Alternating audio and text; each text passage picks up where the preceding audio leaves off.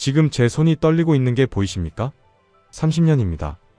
제가 미 국방부 펜타곤 펜실베이니아 거리에서 전략 분석가로 일한 게 무려 30년인데 제 평생 이런 보고서는 처음 봤습니다.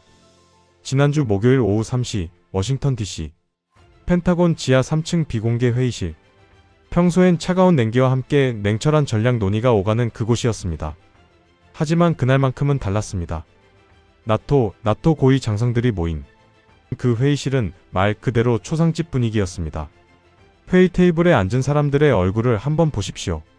미국 합참의장 로버트 케인스 대장, 독일 연방군 총참모장 에리히 슈나이더, 프랑스 국방차관 피에르 디랑, 영국 국방연구소장 나이젤 스미스.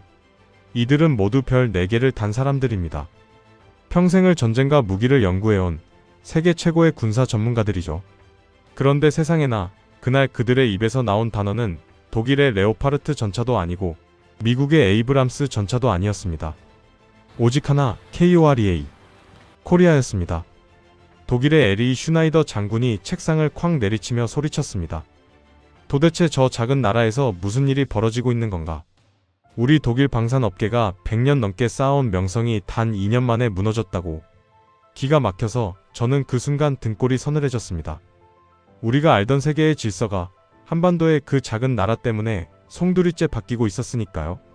회의실 정면 스크린에는 한국의 K2 흑표 전차가 폴란드 평원을 질주하는 영상이 재생되고 있었습니다.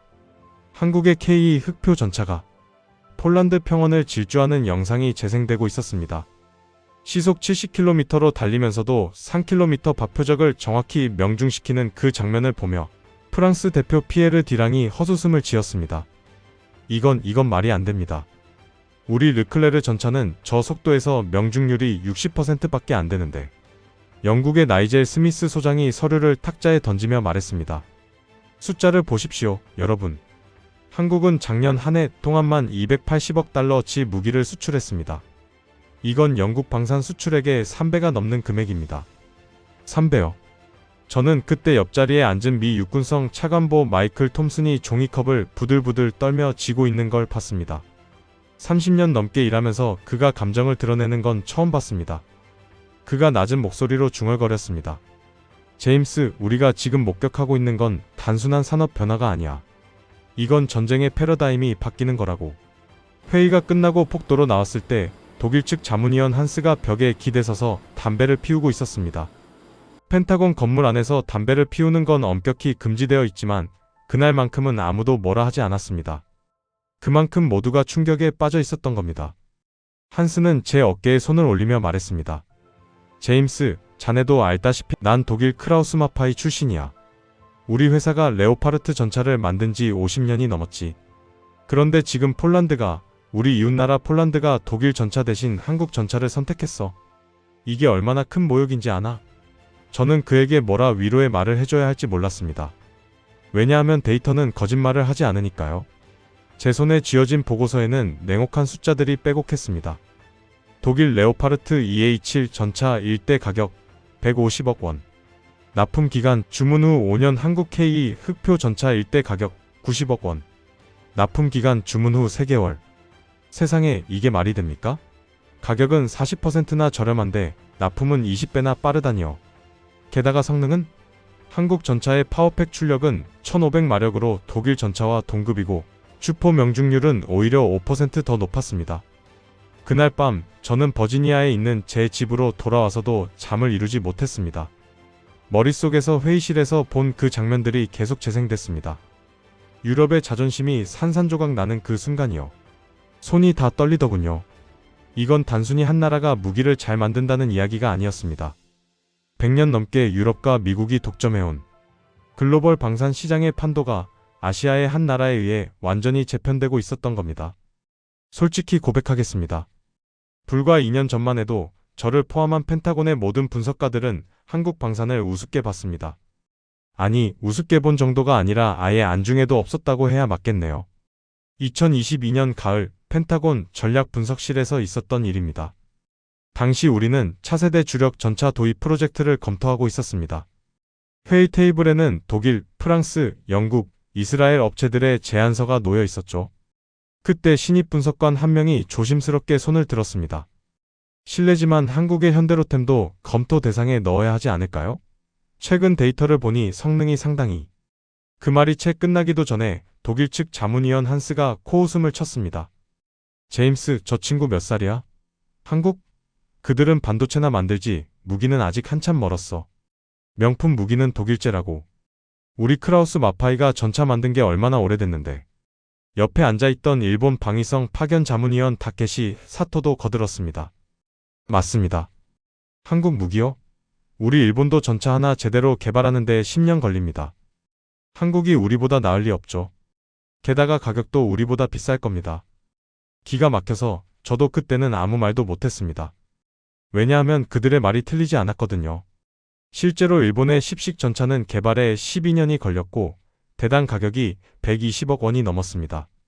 데이터상으로 독일 레오파르트는 세계 최고 수준이었고 실전 경험도 풍부했습니다. 회의가 끝나고 한스가 제 어깨를 두드리며 말했습니다. 제임스, 자네도 알잖아.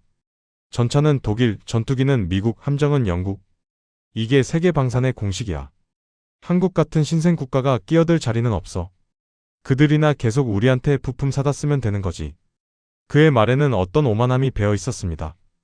100년 넘게 세계 방산 시장을 지배해온 서구권의 그 깊이 뿌리 박힌 자만심이요. 솔직히 저도 그때는 그 말에 동의했습니다. 한국? 그저 삼성이나 LG 같은 전자제품 잘 만드는 나라 정도로만 생각했으니까요. 그런데 2023년 2월 모든 게 바뀌기 시작했습니다. 러시아의 우크라이나 침공 이후 유럽 전체가 공포에 떨기 시작했습니다. 특히 폴란드는 러시아와 국경을 맞대고 있다는 지정학적 위치 때문에 극도로 긴장했죠. 폴란드 국방부는 급하게 주력 전차 1000대를 확보해야 하는 상황에 직면했습니다. 폴란드 국방장관 마리우시 블라슈차크가 제일 먼저 찾아간 곳은 당연히 독일이었습니다. 우리에게 레오파르트 2를 판매해 주십시오. 빨리 보내주셔야 합니다. 전쟁이 코앞입니다. 그런데 세상에나 독일 크라우스마파이의 대답을 들으시면 경악하실 겁니다. 주문하시면 5년 뒤에 드립니다. 대당 가격은 150억 원입니다. 성금으로 50%를 먼저 입금해 주셔야 하고요. 5년이라고요? 전쟁이 당장 내일 터질 수도 있는 상황에서 5년을 기다리라니요. 이건 그냥 죽으라는 소리나 마찬가지였습니다. 게다가 대당 150억 원이면 1000대에 150조 원입니다. 폴란드의 1년 국방 예산이 20조 원인데 전차만 사는데 150조를 쓸 수는 없는 노릇이었죠. 폴란드는 다급하게 프랑스로 눈을 돌렸습니다. 하지만 프랑스의 르클레르 전차는? 납기는 4년, 가격은 독일보다 10% 더 비쌌습니다. 미국의 에이브람스는? 대당 180억 원에 납기 6년이었습니다. 저는 펜타곤 회의실에서 이 보고를 받으며 한숨을 쉬었습니다. 이게 무슨 장사야? 고객이 급하다는데 5년을 기다리라니. 우리 서구권 방산 업체들이 너무 안일해진 거 아닌가? 옆에 있던 한스가 어깨를 으쓱했습니다. 제임스, 그게 명품의 가치야. 좋은 건 기다려야 하는 법이지. 폴란드도 결국엔 우리한테 올 거야. 다른 선택지가 없으니까. 그때 회의실 문이 벌컥 열리며 급보를 들고 온 정보 분석관이 뛰어들어왔습니다. 그의 얼굴은 새하얗게 질려 있었습니다. 긴급 보고 드립니다. 폴란드가 방금 한국과 180대 규모의 K 전차 계약을 체결했습니다. 손이 다 떨리더군요. 한스의 얼굴에서 혈색이 싹 가셨습니다. 뭐라고? 한국? 180대? 말도 안 돼. 정보 분석관이 서류를 테이블에 내려놓으며 보고를 이어갔습니다. 계약 금액은 대당 90억 원, 총 1조 6,200억 원입니다. 그리고 납기는 그가 침을 꿀꺽 삼켰습니다. 3개월입니다. 3개월이라고요? 회의실이 순식간에 아수라장이 됐습니다. 일본 자문위원 타케시 사토가 벌떡 일어나며 소리쳤습니다. 사기입니다. 전차를 3개월 만에 180대를? 불가능해요. 우리 일본도 1년에 10대밖에 못 만드는데.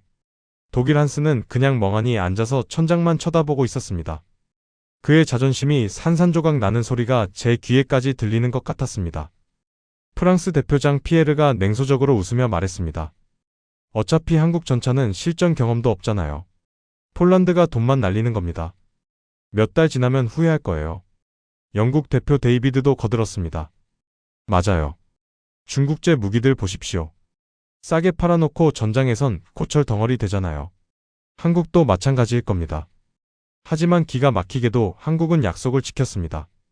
정확히 87일 뒤인 2023년 5월 폴란드 그단스크 항구에 대한민국 국적의 대형 수송선이 도착했습니다. 그 배에서 KE 흑표 전차 180대가 하나씩 하역되는 장면이 전 세계에 생중계됐습니다. 저는 펜타곤 상황실에서 그 장면을 위성으로 지켜봤습니다. 육중한 쇳덩어리들이 배에서 내려와 폴란드 땅을 밟는 순간 폴란드 대통령 안제이 두다가 빗속에서 그 전차 앞에 서서 감격의 눈물을 흘리더군요. 그 순간 펜타곤 회의실엔 침묵만이 흘렀습니다. 30년 경력의 분석관들조차 아무 말도 하지 못했습니다. 제 옆에 동료 마이클이 헛웃음을 지으며 중얼거렸습니다. 이건 산업혁명 수준이야. 세상에 3개월 만에 180대라니. 하지만 서구권은 여전히 인정하지 않으려 했습니다. 2023년 6월 나토 브뤼셀 본부에서 긴급 방산 포럼이 열렸습니다. 저도 미국 대표단의 일원으로 참석했죠. 그 자리에서 독일 국방차관 한스 밀러가 단상에 올라 발언했습니다. 신사숙녀 여러분, 폴란드의 결정은 단기적 선택입니다. 한국 무기는 아직 실전 검증이 되지 않았습니다. 우리 독일 레오파르트는 걸프전, 아프가니스탄, 시리아에서 그 성능을 입증했습니다. 하지만 한국 전차는 단 한 번도 실전에 투입된 적이 없습니다. 회의장에서 박수가 터져 나왔습니다. 프랑스, 영국, 이탈리아 대표들이 고개를 끄덕이며 동조했죠. 일본 대표는 아예 기립박수까지 쳤습니다. 세상에나 저는 그 순간 착잡한 심정이었습니다. 한편으론 그들의 말이 맞았거든요. 실전 경험이 없다는 건 방산에서 치명적인 약점입니다. 아무리 사격장에서 좋은 성적을 내도 진짜 전장은 다르니까요. 그런데 2023년 9월 상황이 또 한 번 급변했습니다. 폴란드가 도입한 KE 전차가 나토 합동훈련에 투입된 겁니다. 훈련명은 스틸해머 2023. 독일, 프랑스, 미국, 영국의 주력 전차들이 모두 참가한 대규모 기동훈련이었죠. 훈련 첫날 저는 펜타곤에서 실시간 데이터를 받아보고 있었습니다. 그런데 손이 다 떨리더군요. 믿을 수가 없는 수치들이 계속 찍혀 나왔거든요. 기동성 테스트. 험지 주행 시간 한국 KE 전차 8분 32초, 독일 레오파르트 EH 11분 18초, 미국 에이브람스 M1A 12분 5초. 사격 정확도 테스트. 3km 이동 표적 명중률 KE 전차 94%, 레오파르트 87%, 에이브람스 82%. 기가 막혀서 저는 데이터를 3번이나 다시 확인했습니다. 오류인 줄 알았거든요. 하지만 틀림없었습니다. 한국 전차가 모든 부문에서 1위를 차지하고 있었습니다. 훈련 감독관으로 파견된 미 육군 대령 제프리 스미스가 긴급 보고를 보내왔습니다. 신형 KE 전차의 파워팩 반응 속도가 경이적입니다. 정지 상태에서 최고 속도까지 도달하는 시간이 6.8초에 불과합니다. 이건 서구권 어떤 전차보다 2초 이상 빠릅니다. 2초요? 전투에서 2초는 생과 사를 가르는 시간입니다. 적 전차를 먼저 발견하고, 먼저 조준하고, 먼저 발사하는 것. 이게 바로 전차전의 핵심인데 한국 전차가 그 모든 과정에서 앞서 있었던 겁니다. 훈련이 끝난 뒤 독일군 전차병들이 한국 전차를 직접 시승해봤습니다. 20년 경력의 독일군 전차장 클라우스 슈미트 중령이 KE에서 내리더니 헬멧을 벗어 던지며 소리쳤습니다. 이게 대체 뭡니까? 우리 레오파르트보다 조종이 훨씬 쉽고 승차감도 좋고 반응 속도도 빠릅니다. 프랑스군 관계자는 더 충격적인 발언을 했습니다. 우리 르클레르 전차는 엔진 정비에 전문 기술자 4명이 8시간 필요합니다. 그런데 KE는 일반 정비병 2명이 3시간 만에 끝냅니다. 이건 유지보수 비용이 70% 이상 절감되는 겁니다. 손이 다 떨릴 정도로 충격적인 내용이었습니다. 전차의 진짜 비용은 구매 가격이 아니라 30년간의 유지보수 비용입니다. 독일 전차는 대당 150억 원에 구매하지만 30년 운용하면 추가로 200억 원이 듭니다. 총 350억 원이죠. 그런데 한국 전차는 구매가 90억 원, 30년 유지비 80억 원, 총 170억 원입니다. 독일 전차 1대 값으로 한국 전차를 2대 운용할 수 있다는 뜻입니다. 이게 바로 전쟁의 경제학입니다. 수천억 달러가 오가는 판에서 한국은 가성비와 속도라는 서구권이 완전히 잃어버린 두 가지 무기를 완벽하게 휘두르고 있었던 겁니다. 2023년 11월 충격적인 소식이 또 터졌습니다. 폴란드에 이어 루마니아가 K 전차 80대를 계약했고 노르웨이가 K9 자주포 100문을 주문했습니다. 심지어 영국까지 K9 도입을 검토하기 시작했습니다. 영국이요. 대영제국의 자존심, 그 영국이 한국 무기를 사겠다고 나선 겁니다. 펜타곤 회의실은 또다시 난리가 났습니다. 영국 국방부 파견관 나이젤 화이트가 얼굴이 새빨개져서 소리쳤습니다. 말도 안 됩니다. 우리 영국은 챌린저 전차와 AS-90 자주포를 자체 생산합니다. 왜 한국 무기를 삽니까? 하지만 영국 재무부의 답변은 냉정했습니다. 우리 AS-90 자주포 일문 가격이 70억 원입니다. 한국 K9는 40억 원입니다. 게다가 사거리는 K9가 10km 더 길고 분당 발사 속도는 2발 더 빠릅니다. 재무부 입장에서 한국제를 선택하지 않을 이유가 없습니다. 세상에나 이게 말이 됩니까?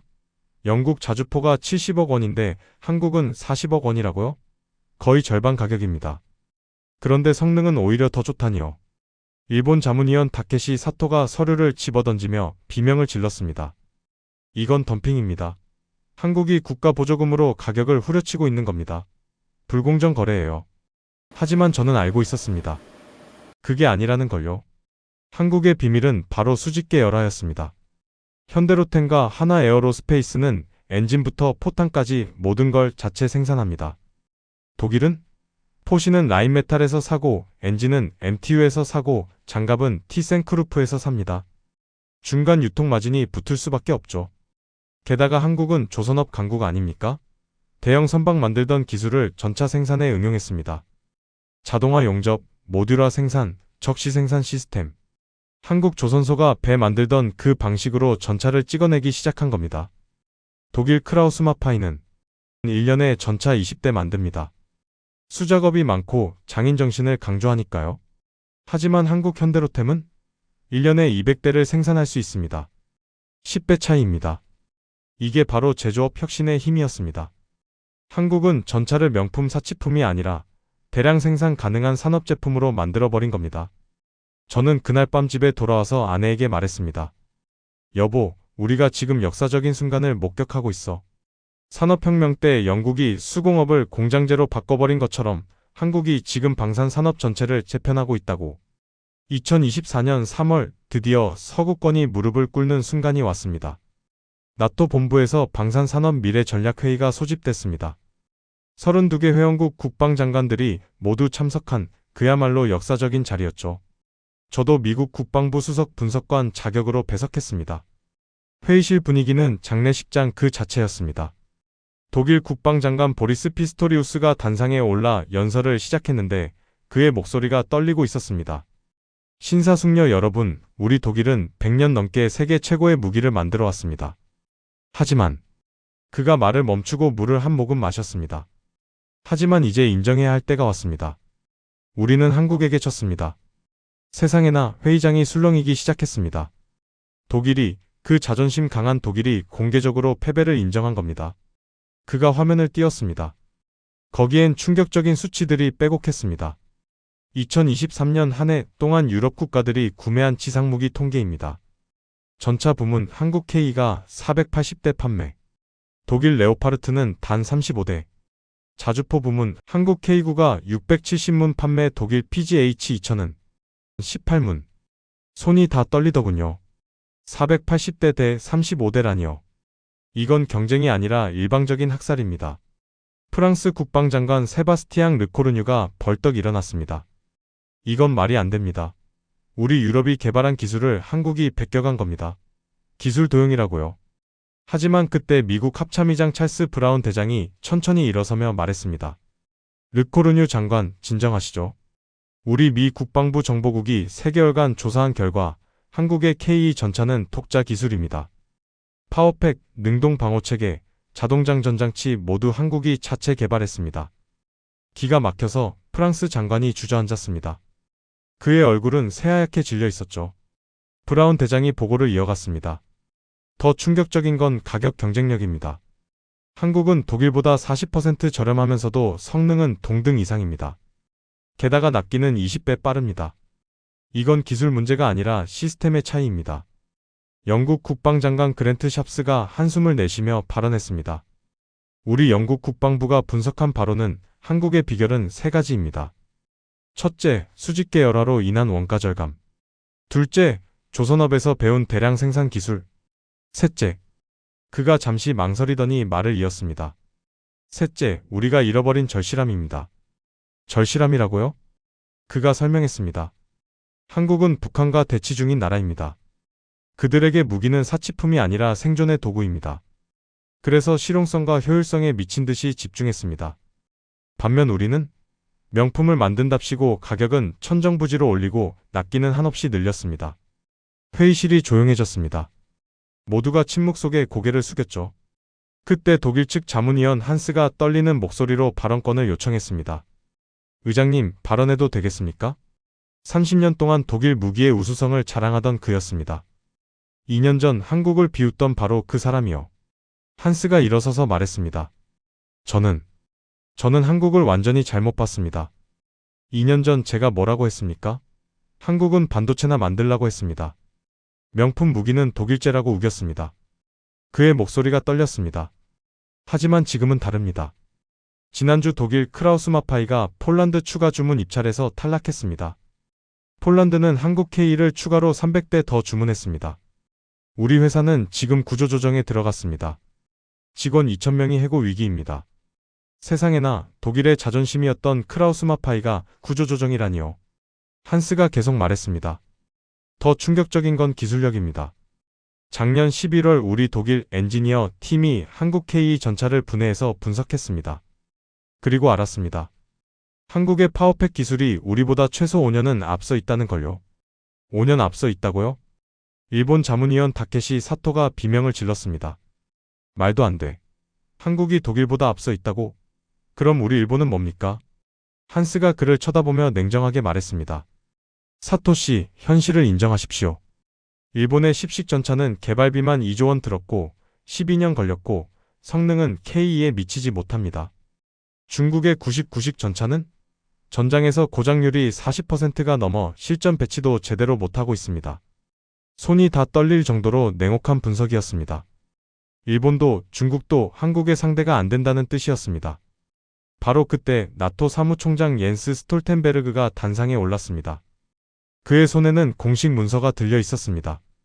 신사숙녀 여러분, 나토 방산표준위원회가 6개월간 검토한 결과를 발표하겠습니다. 그가 심호흡을 했습니다. 2025년부터 나토의 차기 주력 지상무기 표준 플랫폼으로 한국의 K 전차와 K9 자주포를 채택합니다. 기가 막혀서 회의장이 폭발했습니다. 이건 배신입니다. 프랑스 대표가 소리쳤습니다. 나토가 미쳤습니까? 이탈리아 대표가 책상을 쳤습니다. 하지만 스톨텐베르그는 차분하게 말을 이었습니다. 이건 배신이 아니라 생존입니다. 러시아는 지금 이 순간에도 전차 5,000대를 생산하고 있습니다. 우리 유럽은 연간 100대도 못 만듭니다. 하지만 한국은 연간 600대 생산 능력을 갖췄습니다. 세상에, 나토의 표준이 독일에서 한국으로 바뀌는 순간이었습니다. 어제 저녁 펜타곤 폭도에서 미 육군성 차관보 제임스 앤더슨 장군을 만났습니다. 그가 제 어깨에 손을 올리며 말했습니다. 제임스, 인정해야겠네. 이제 나토의 표준은 독일이 아니라 한국이 될 거야. 아니, 이미 바뀌었어. 그날 밤 독일 최대 일간지 디벨트가 일면 톱 기사로 이런 제목을 뽑았습니다. 우리는 한국에게 졌다 -100년 독일 방산의 몰락. 프랑스 르몽드는 더 직설적이었습니다. 한국이라는 거인 앞에 무릎 꿇은 유럽. 영국 파이낸셜 타임스는 경제적 분석을 내놨습니다. 한국 방산의 비밀. 가성비와 속도로 유럽을 제압하다. 한때 한국을 무시했던 그 오만한 콧대가 완전히 꺾인 것이었습니다. 2024년 10월 저는 대한민국 서울을 처음 방문했습니다. 하나 에어로스페이스 창원 공장 시찰이 목적이었죠. 펜타곤에서 공식적으로 한국의 생산 시스템을 배우라는 지시가 떨어진 겁니다. 세상에나, 그 광경을 보는 순간 온몸에 전율이 흘렀습니다. 거대한 공장 안에서 K9 자주포가 마치 자동차 조립 라인처럼 척척 만들어지고 있었습니다. 용접 로봇이 정밀하게 장갑을 붙이고 자동화 크레인이 포탑을 조립하고 품질 검사 시스템이 실시간으로 모든 부품을 체크했습니다. 하나의 김동관 부사장이 저를 안내하며 설명했습니다. 제임스 박사님, 우리는 하루에 K9 자주포 3대를 생산합니다. 1년이면 800문 이상 가능하죠. 하루에 3대라고요? 독일 PGH 2000은 한 달에 1문 만듭니다. 한국은 하루에 3대를요? 손이 다 떨리더군요. 이건 단순한 기술 차이가 아니었습니다. 이건 철학의 차이였습니다. 서구권은 명품을 만든다며 느리게 갔지만 한국은 실전에서 필요한 무기를 빠르게 대량 생산했습니다. 공장 투어를 마치고 김 부사장과 저녁 식사를 했습니다. 그때 제가 물었습니다.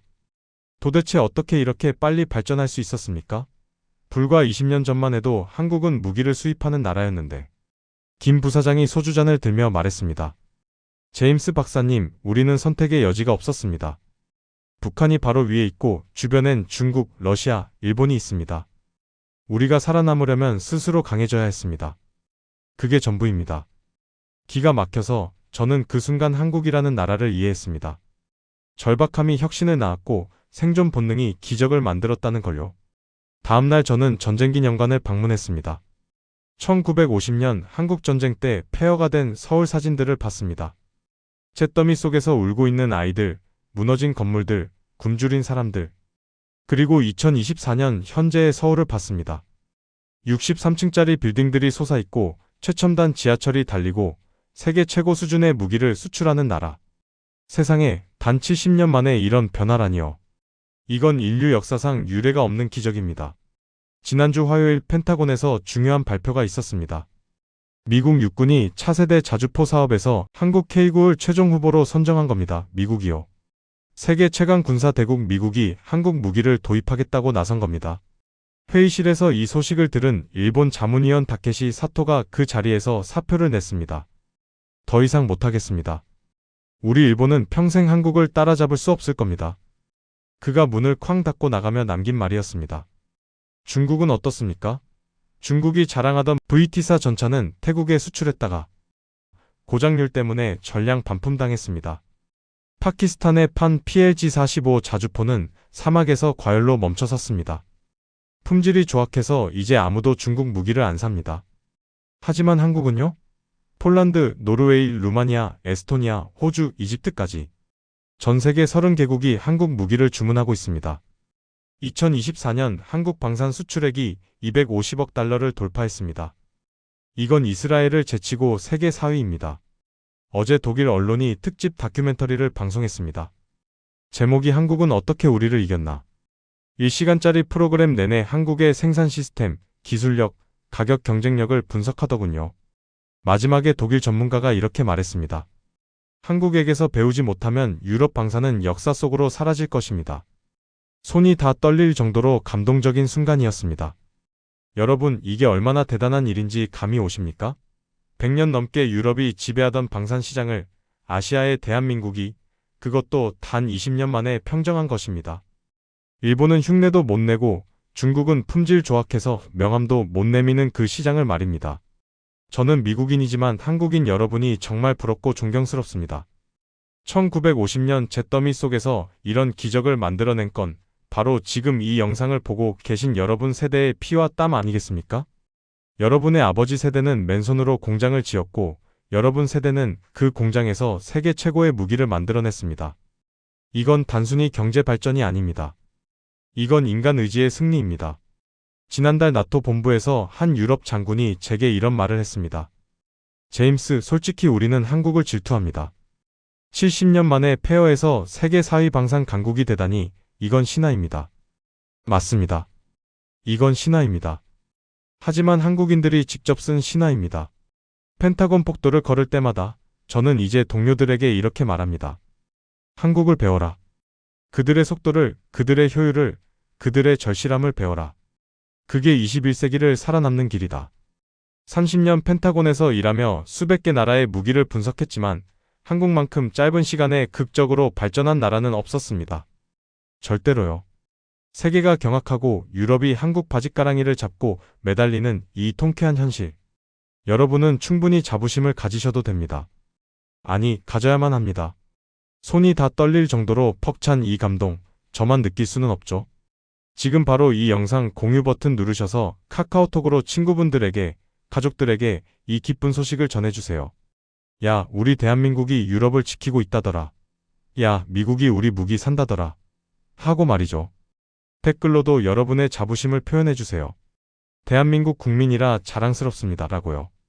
여러분의 응원 한마디 한마디가 한국 방산 기술자들에게 큰 힘이 됩니다. 70년 전 폐허였던 나라가 이제 세계를 지킵니다.